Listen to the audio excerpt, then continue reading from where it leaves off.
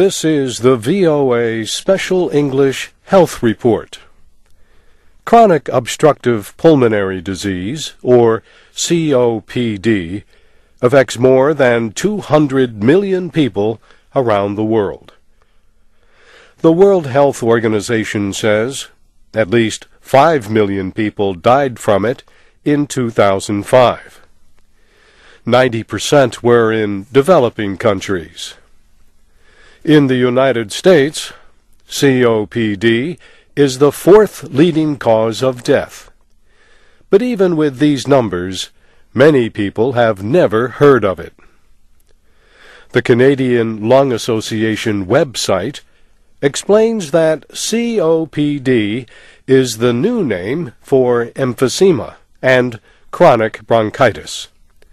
These are the two most common forms of it, and many people with C.O.P.D have both of them.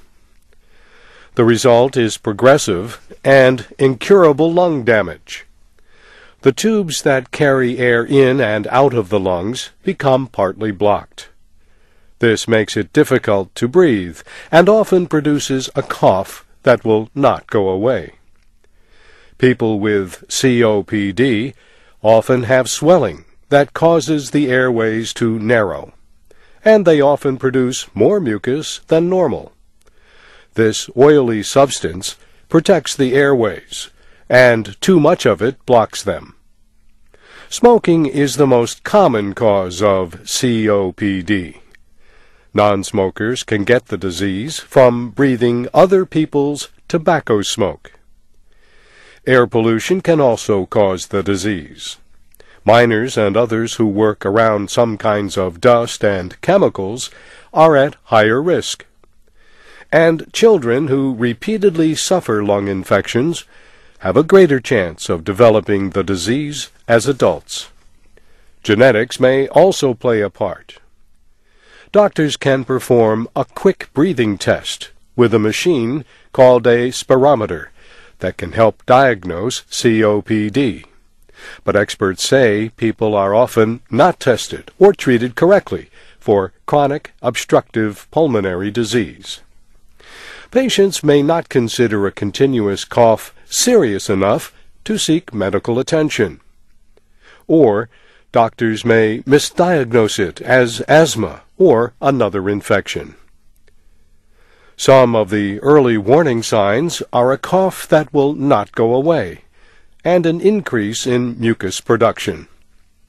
Another sign is difficulty breathing after minor activity, like walking upstairs. There are ways to slow the progress of the disease. Doctors say the most important thing is to stop smoking. There are medicines that can reduce inflammation and open air passages. Also, exercise is often advised. If the disease is severe, a doctor may order oxygen treatment or even operations to remove damaged lung tissue. And that's the VOA Special English Health Report, written by Katie Weaver. For transcripts and MP3 archives of our reports, go to voaspecialenglish.com. I'm Bob Doty.